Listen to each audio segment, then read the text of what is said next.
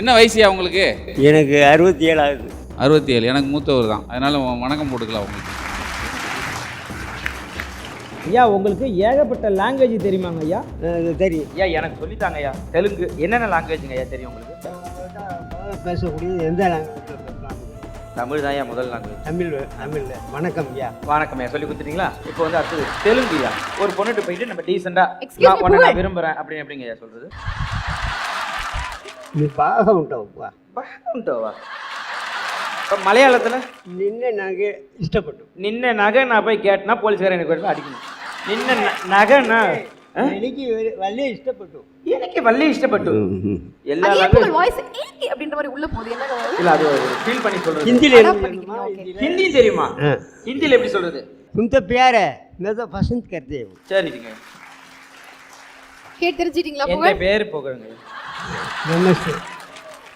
Nakkheeran Gopal sir, சின்ன வயசுலேருந்தே எங்கள் எல்லாத்துக்குமே நீங்கள் ஒரு மிகப்பெரிய ஒரு இன்ஸ்பிரேஷன். இப்போ டிஜிட்டலில் வந்து நிறைய யங்ஸ்டர்ஸ் வராங்க, நிறையா சாதிக்கிறாங்க. இதோ ஒரு மீடியமாக யூஸ் பண்ணி நிறைய பேருக்கு நிறைய வாய்ப்புகள் கிடைக்குது. இந்த பிளாட்ஃபார்ம் ரொம்ப அழகாக யூஸ் பண்ணிக்கிறாங்க. இவங்களுக்கு இந்த யங்ஸ்டர்ஸ்க்கு நீங்கள் என்ன சொல்ல விரும்புறீங்க? உங்களோட வெற்றி பார்க்கும்போது உங்களுக்கு எப்படி இருக்குது? வந்திருக்கும் அனைவருக்கும் வணக்கம்.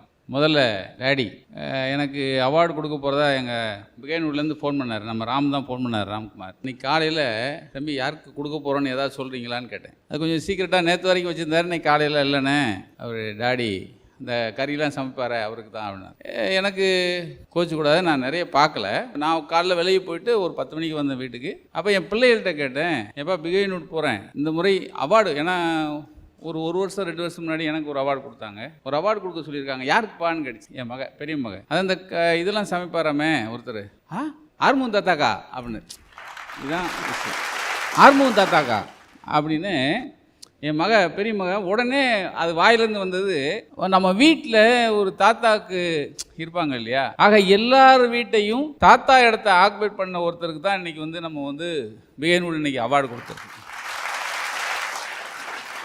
இந்த லாங்குவேஜ் இப்போ இத்தனை லாங்குவேஜ் பேசுகிறாருல, இதுக்கு பின்னாடி அவர் வந்து ஆர்வமாக கற்றுக்கல, பொழப்பு தேடி எல்லா ஊருக்கும் போயிருக்காருங்க. அதான் விஷயம். பொழைக்கிறதுக்காக எல்லா ஊருக்கும் போய் அங்கங்கே அந்தந்த லாங்குவேஜை கற்றுக்கிட்டு கடைசியாக வந்து அவர் அந்த அப்புறம் இவருடைய பேட்டியை காமிச்சாங்க. இப்போ மதுரையில் ஒரு நல்ல ஹோட்டல் ஆரம்பிச்சிட்டார்.